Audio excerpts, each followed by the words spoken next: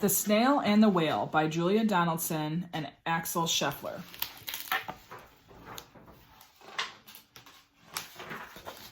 This was put out by Dial Books for Young Readers. Mom, can you put me up on it? Hold on, baby. Let's read this one first, okay? Stop. Charlie. This is the tale of a tiny snail and a great big gray-blue humpback whale.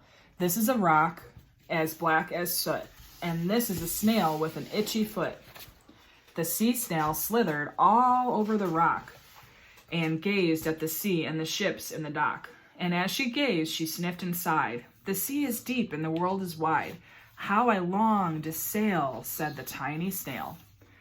These are the other snails in the flock, who all stuck tight to the smooth black rock and said to the snail with the itchy foot, Be quiet, don't wiggle, sit still, stay put. But as the tiny sea snail sniffed and sighed, then cried, I've got it, I'll hitch a ride. This is the trail of the tiny snail, a slivery trail that looped and curled and said, Ride wanted around the world. This is the whale who came one night when the tide was high and the stars were bright, a humpback whale immensely long, who sang to the snail a wonderful song of shimmering ice and coral caves and shooting stars and enormous waves. And this is the tale of the humpback whale. He held it out of the starlit sea and said to the snail, Come sail with me. This is the sea, so wild and free, that carried the whale and the snail on his tail to towering icebergs and far-off lands, with fiery mountains and golden sands.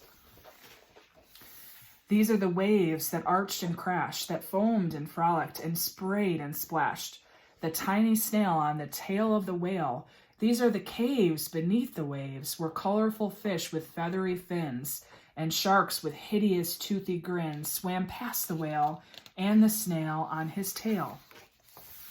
This is the sky, so vast and high, sometimes sunny and blue and warm, sometimes filled with thunderstorms, with zigzag lightning flashing and frightening the tiny snail on the tail of the whale. And as she gazed at the sky, the sea, the land, the waves and the caves and the golden sand, she gazed and gazed, amazed by it all. And she said to the whale, I feel so small. But then came the day the whale lost his way.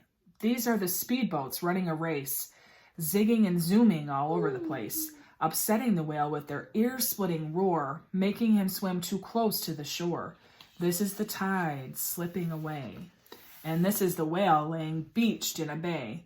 Quick, off the sand, back to the sea, cried the snail. I can't move on land, I'm too big, moaned the whale.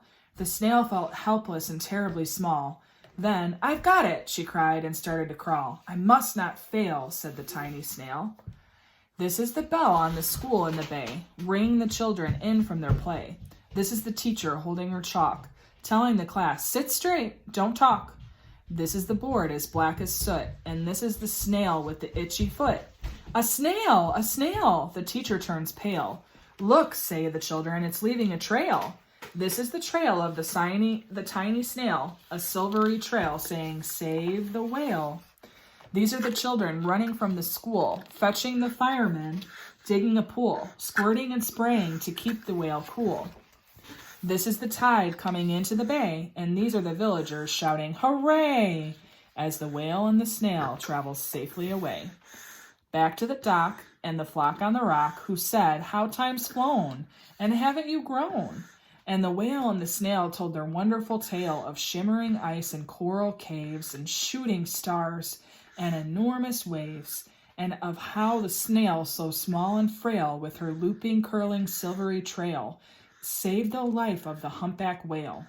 Then the humpback whale held out his tail, and on crawled snail after snail after snail. And they sang to the sea as they all set sail on the tail of the gray-blue humpback whale. The end. At the end, it's going to give you the biographies of the author and the illustrator, and then also just some feedback from people who have read it and reviewed it.